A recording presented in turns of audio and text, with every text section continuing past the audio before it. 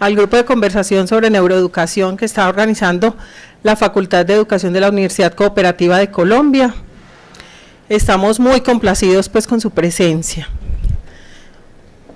No sabemos qué pasó porque estamos tan poquitos, solamente como 5 personas dijeron que no iban a asistir por razones pues personales. Tenemos que indagar qué pasó, qué ha pasado. Durante el mes, luego del último conversatorio, el primer conversatorio que tuvimos, se les estuvo mandando información, recibieron la documentación, se estuvieron reuniendo en los grupos reflexivos. No, entonces tenemos que conformar los grupos reflexivos. Y recuerden que vamos a tener un espacio pues para conversar sobre, no solamente sobre el tema, sino también sobre la dinámica de trabajo, porque este grupo lo armamos entre todos. Los que estamos acá y los que también estamos a distancia, están a distancia, porque recuerden que nosotros estamos grabando todo este conversatorio porque la Facultad de Educación de la Universidad Cooperativa de Colombia tiene muchas personas egresadas que están fuera de Medellín, a los que les damos la bienvenida al grupo y quieren pertenecer al grupo, y hay otras personas que están interesadas, que no son de la universidad, que también están interesadas y están en pueblos. Entonces por eso estamos grabando las conferencias y los conversatorios. Listo. Bueno, entonces le estamos dando la bienvenida. Nuestro primer momento va a ser de actualización y va a estar a cargo del doctor Egidio Lopera.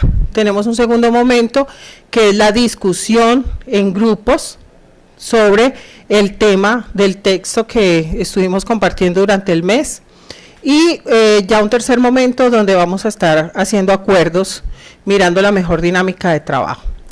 De nuevo, bienvenidas, gracias por estar acá y les damos la bienvenida al doctor Egidio Lopera.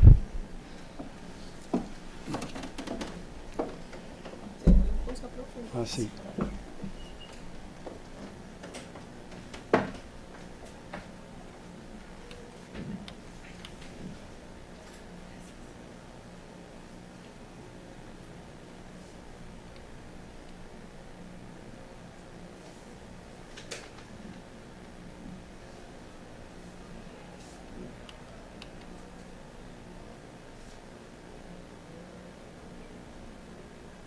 Muy buenas tardes. La vez pasada estuvimos hablando de ciencia cognitiva y nos referíamos a la ciencia cognitiva como un esfuerzo interdisciplinario de áreas como la lingüística, la informática, la psicología, también la física, e igualmente la inteligencia artificial y la robótica, igualmente también la antropología y la neurociencia. Y habíamos también mencionado que de ese campo de la ciencia cognitiva se derivaban 3 líneas de investigación muy importantes, que eran, en primer lugar, la neurociencia cognitiva o análisis empírico de la relación entre el sistema cerebro-mente y el sistema nervioso. Igualmente, otra línea de investigación era la neuropsicología cognitiva humana o estudio de los problemas cognitivos a partir de las lesiones cerebrales. E igualmente hablamos un poco de la psicología cognitiva, que básicamente trabajaba los procesos de codificación, recodificación de la información y aplicación creativa de esa información a la solución de los problemas vitales. Es decir, que esa psicología cognitiva estudia básicamente los procesos cognitivos básicos y superiores, los básicos, los ejemplos que dimos acá.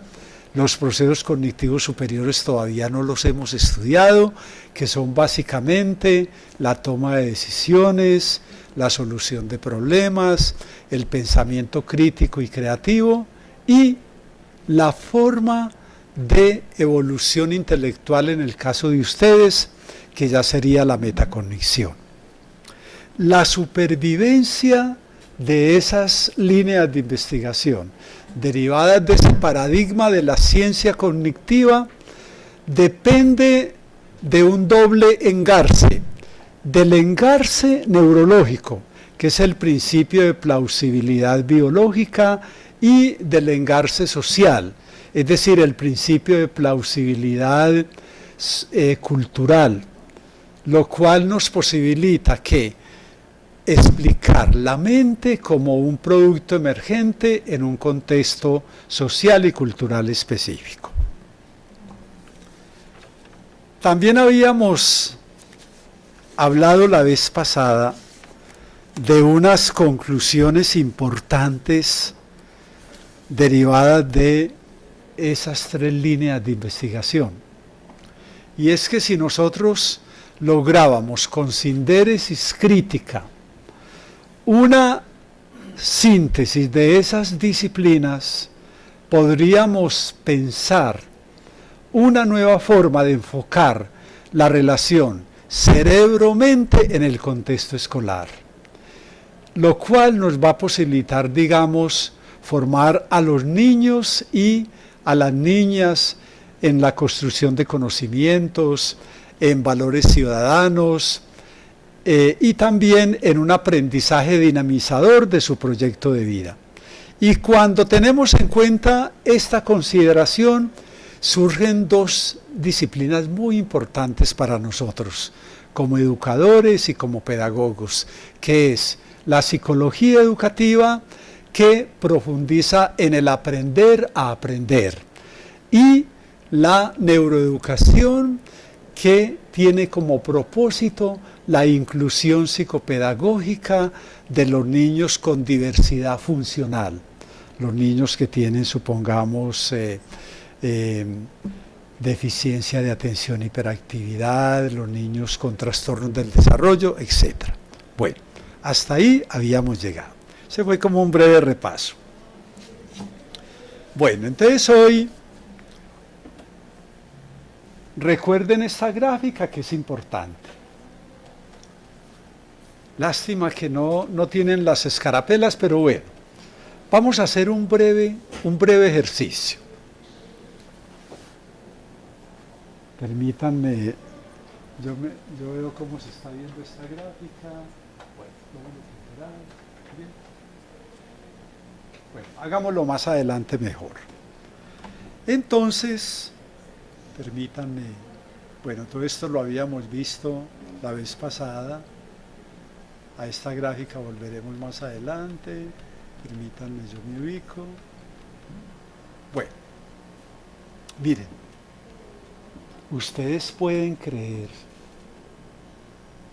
que hasta el año 1990,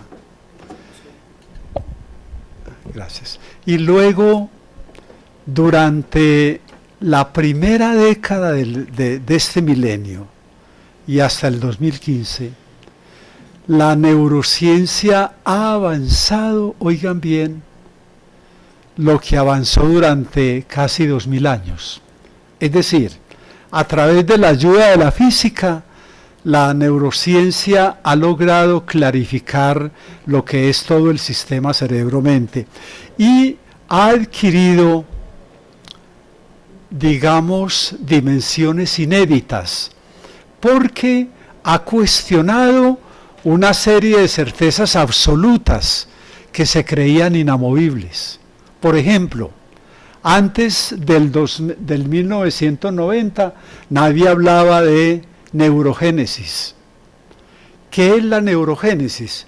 Antes se pensaba que el sistema nervioso era inmutable y que era imposible que se regeneraran las neuronas cuando habían sido lesionadas.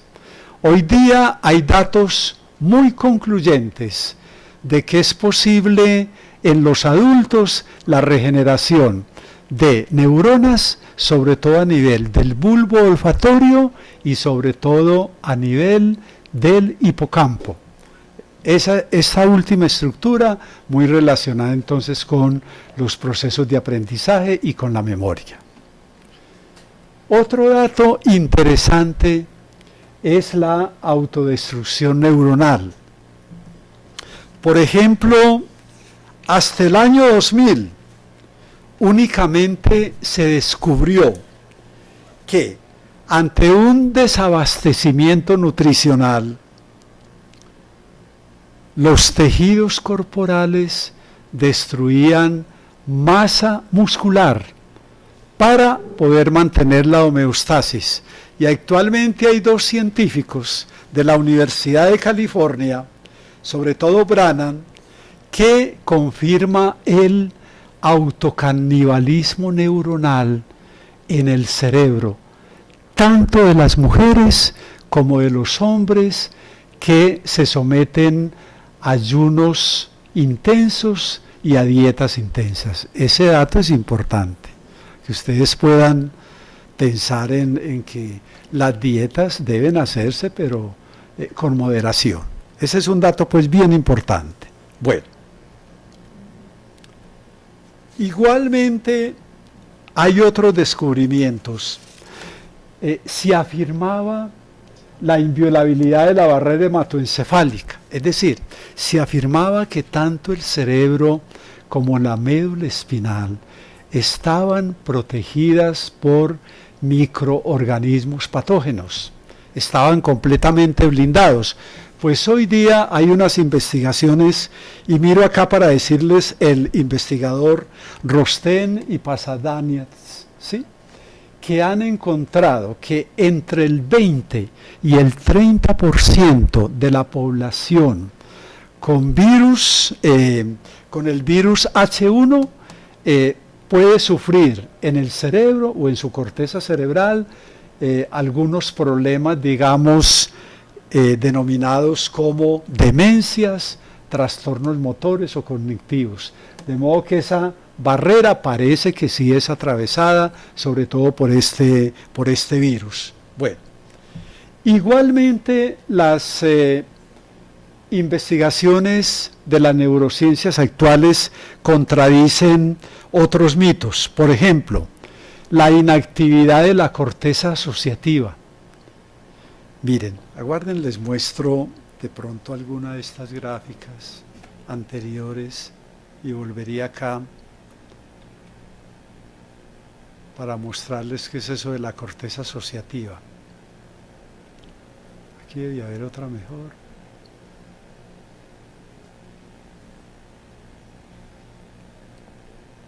Por ejemplo, miren, esta me puede servir. Miren el lóbulo parietal.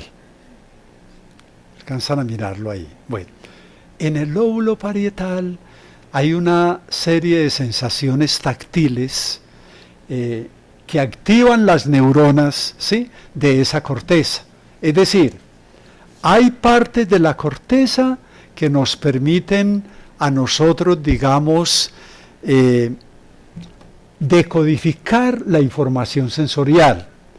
Hay otras partes de la corteza que nos permiten a nosotros elaborar una secuencia de movimientos, por ejemplo, cuando voy a coger esta botella. Entonces, en el cerebro hay neuronas sensoriales y neuronas motoras, entre otras. Es decir, hay corteza sensorial y hay corteza motora. Y la corteza que no es motora ni sensorial, la llamamos corteza asociativa. Y está principalmente en la región frontal. Y eso es importante porque nos habla de cómo nosotros, que tenemos unos lóbulos frontales evolucionados, somos muy privilegiados para poder asimilar la información cognitiva, ¿sí? Bueno, entonces, ¿qué se ha encontrado? Que esa corteza asociativa no es silenciosa, se mantiene muy activa y de hecho tiene mucho que ver en las conexiones que se establecen entre las diversas partes de la corteza cerebral cuando estamos percibiendo, cuando estamos pensando o cuando nos estamos emocionando. De modo que ese mito pues también hoy día ha sido muy controvertido. Permítanme volver.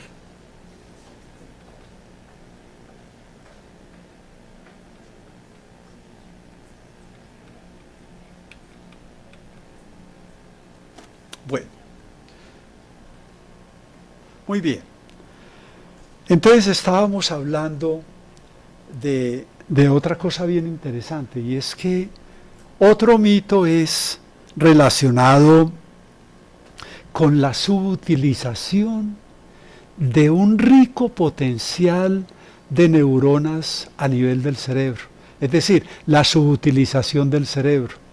Y hoy día se ha encontrado que ninguna zona del cerebro está inactiva cuando nosotros estamos, digamos, decodificando información, cuando estamos hablando, cuando estamos, digamos, poniendo atención. Parece que todas esas zonas cerebrales están activas. Permítanme a ver si encuentro la gráfica que me puede ayudar con eso. Es decir, no es que haya zonas subutilizadas, sino que todavía no las hemos descubierto. Necesitamos todavía avanzar más en las investigaciones sobre los descubrimientos cerebrales. Esta era la gráfica de la neurogénesis cerebral, esta, ¿sí?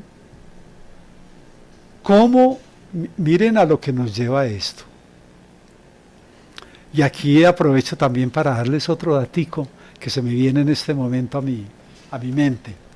Y es que miren, durante la adolescencia se ha encontrado un plus de desarrollo de la corteza frontal, que tiene que ver con la planificación, que tiene que ver con la ejecución, verificación y evaluación del acto mental. Eso es importante, porque, digamos, antes de la adolescencia hay muchas formas muy elementales de procesos cognitivos, y por qué después encontramos como una complejidad en esos procesos.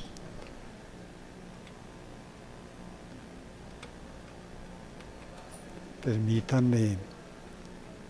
Miren. No hay zonas subutilizadas. Esta es una gráfica bien interesante de cómo tanto los analizadores corticales. ¿Cuáles son los analizadores corticales? La región occipital, la región parietal, la región temporal, y esos analizadores corticales están sincronizados con la región frontal, que parece ser, tiene un papel preponderante, aunque no exclusivo, ¿sí?, en la concientización de la información. Permítanme buscar otra gráfica.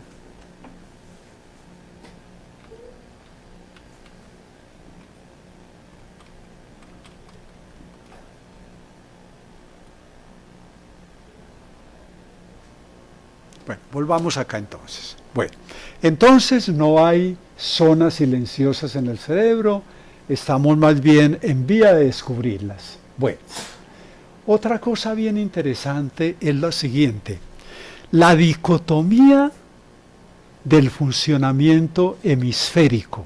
¿Qué significa eso? Nosotros tenemos dos hemisferios.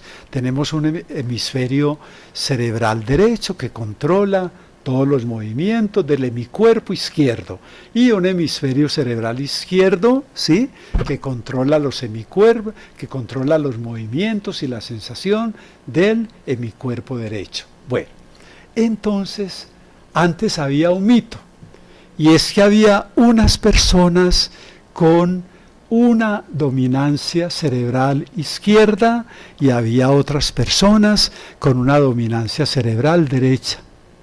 Eso es completamente falso. Es decir, y se ha encontrado últimamente. Miren, ¿qué ocurre? Se pensaba que quienes tenían dominancia cerebral izquierda, del hemisferio cerebral izquierdo, eran analíticos, lógicos, muy hábiles para la palabra, para el lenguaje, inclusive con habilidades matemáticas. Y se pensaba que quienes tenían dominancia del hemisferio derecho eran soñadores, eran artistas, tenían, digamos, muchas habilidades creativas. Bueno, hoy día no. Hoy día se han encontrado cosas muy diferentes, y es lo siguiente, miren, no es que haya una dominancia cerebral, claro que sí hay una lateralización funcional, ¿sí? Eso es cierto. Hay una lateralización funcional para cada parte del cuerpo, del hemicuerpo opuesto a ese hemisferio. Pero ¿qué se ha encontrado? Que cada uno de estos hemisferios se activa más ante ciertos estímulos de la realidad. Por ejemplo, ante esta botellita, el hemisferio derecho es más sensible, se activa más fácilmente ¿a qué? De pronto a la forma, de pronto al tamaño, etc. Y el hemisferio izquierdo se podría activar más con relación al contexto lingüístico, ¿sí? O también a la especificidad funcional del objeto. Muy bien, Sofía. Bueno, ¿y qué ocurre? A partir de esa percepción asimétrica, cada uno hace su trabajito, pero luego concluyen los dos en un acto de percepción singular y unificado para poder identificar la botella de agua. Entonces, eso también se está discutiendo hoy día de una manera bien interesante. Ahora, miren, respecto a la simultaneidad de destrezas mentales en una persona, eso no es lo que debe estar ahí, Sofía, eso era lo que íbamos a corregir. La dicotomía funcional con relación a los talentos de una persona. No, miren, por ese trabajo simultáneo de los dos hemisferios, es posible que una persona que es políglota, que domina varios idiomas, sea también al mismo tiempo un buen músico, sea también al mismo tiempo un buen pintor. De modo que esa dicotomía funcional ya se está cuestionando. Bueno, igualmente es muy importante esta que sigue. Miren por lo siguiente.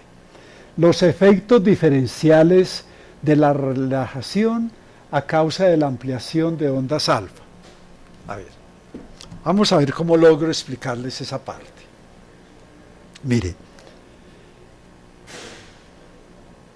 la formación de ondas electroencefalográficas en el cerebro se correlaciona con modalidades de conciencia y con modalidades de patologías cerebrales. Entonces, ¿qué se ha encontrado?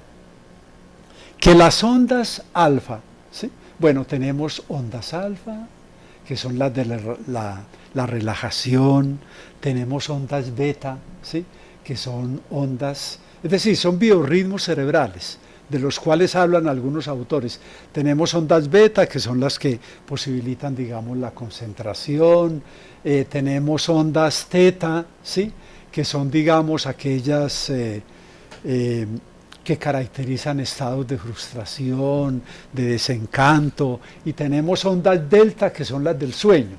Bueno, entonces acá algunos autores, no todos insisten en esto, entonces algunos autores hablan de lo siguiente: las ondas electroencefalográficas corticales alfa se caracterizan por una alta frecuencia y una amplitud de 8 a 12 ciclos por segundo. Entonces, cuando estamos bajo el efecto de esas ondas, estamos despiertos y completamente relajados. ¿Cuál es el mito? ¿O cuál es lo que se ha contrariado con las investigaciones actuales? El hallazgo a través de técnicas de biorretroalimentación en niños con deficiencia de atención e hiperactividad, el hallazgo de altas concentraciones de ondas alfa, entonces contradice, digamos, este mito, porque realmente no son tan relajaditos, realmente no son tan estables en sus procesos, realmente no tienen esos niveles de atención que son necesarios y que pueden estar posibilitados por algún estado cerebral de estas ondas. Bueno, pero además de estos mitos que hoy día y de estas, digamos, creencias y dogmas que antes se tenían con relación al funcionamiento del cerebro. Entonces, hay otras hipótesis que se están investigando y que con el tiempo, perdónenme, yo ubico otra vez así. Bueno, entonces, hay unas hipótesis que se están investigando actualmente y que nos van a llevar a datos fascinantes. Y entre ellos los siguientes: la música y el movimiento. En una sesión posterior, cuando ya terminemos como esta parte del cerebro antes de entrar a todos esos aspectos maravillosos de lo que es la mente, vamos a hablar algo de la higiene cerebral. Y miren, ¿y qué se ha encontrado? Que la música y el movimiento liberan en el cerebro ondas electromagnéticas beta que motivan la concentración y también sustancias opiáceas que nos permiten, digamos, disfrutar del ejercicio y de la actividad que estamos haciendo.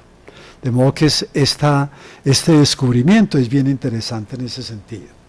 Bueno, igualmente los descubrimientos de Stilgold y Ellenbogen, ¿sí?, acuñan un concepto que se llama cognición nocturna. Miren, ¿qué es eso de cognición nocturna? Hay una fase del sueño que tenemos todos los humanos, se llama el sueño MOR. Cuando ustedes se acuestan y logran conciliar el sueño, etcétera, cada 90 minutos sucede esta fase en la cual se caracteriza por movimientos rápidos de los ojos, ¿sí?, y por las imágenes oníricas. Y durante esta fase, entonces, algunos autores hablan de que el cerebro empieza a trabajar, a repasar la información que usted procesó durante el día. Es decir, empieza como a recrear huellas y patrones mnémicos de aquella actividad nerviosa que fue impactada significativamente durante el día. Y esa podría ser una razón por la cual al otro día, cuando nos despertamos, pues somos las mismas personas, ¿sí? Recordamos la información anterior. Miren, una manera pues bien económica de recuperar esa información. Es decir, cuando nosotros nos acostamos a dormir, no se cierra la oficina de todos los sistemas cerebrales por descanso corporal o lo que sea, no. Parece que siguen activadas algunas regiones cerebrales. No sé el sonambulismo cómo se explicaría, ¿sí?, en algunas personas. Interesante, ¿sí? Ahí hay alguna especie de descontrol que ocurre. Bueno, pero es interesante pues tener en cuenta ese nuevo descubrimiento. Bueno, pero como nosotros hemos hablado de que los procesos cognitivos, por ejemplo, para yo poder aprender álgebra, para yo poder aprender geometría o ciencias naturales, yo debo tener un umbral de conciencia suficientemente amplio, ¿sí?, para poder, digamos, engramar esa información, asimilarla, entenderla, comprenderla, etc. Esto de la cognición nocturna es un contraejemplo del proceso cognitivo consciente. Por eso hay que seguirlo investigando más, ¿sí? Y hay varias pues investigaciones que se están avanzando al respecto. Bueno, miren lo que sigue tan interesante. Algo que también se está investigando es la conexión entre el número de horas de sueño nocturno y el peso corporal. Bueno, ¿a qué se refiere esta parte? Miren, se ha encontrado que las personas que tienen insomnio, en estas personas se produce un desbalance hormonal. Es decir, hay una precipitación intensa, hay una producción intensa de la hormona grelina. La hormona grelina produce un apetito intenso, ¿sí? Y hay una disminución de la hormona leptina, que es la que controla la saciedad.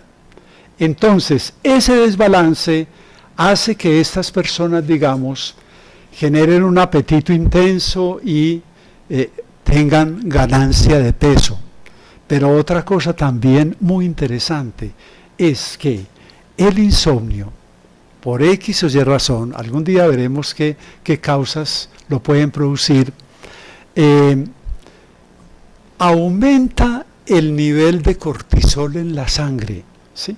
Y ese nivel de cortisol produce la compulsión a ingerir calmantes alimenticios. O que esa es otra investigación también bien interesante. Es decir, hay que tener las horitas de sueño necesarias para recuperar esa homeostasis corporal y también para que el cerebro pueda volver a enrutarse por sus procesos de procesamiento de la información. Bueno, el buen estado de ánimo. Busquemos aquí un momentico.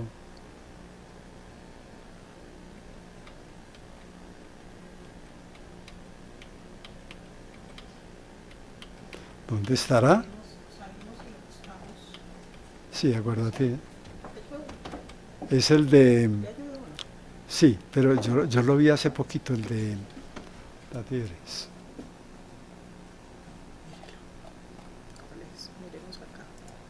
Es el de un chistecito que hay ahí de los... El chiste y sus detonaciones a nivel cerebral. El humor. Sí. Ah, sí, ese. ¿Cuál? No. El del humor. Esto es de...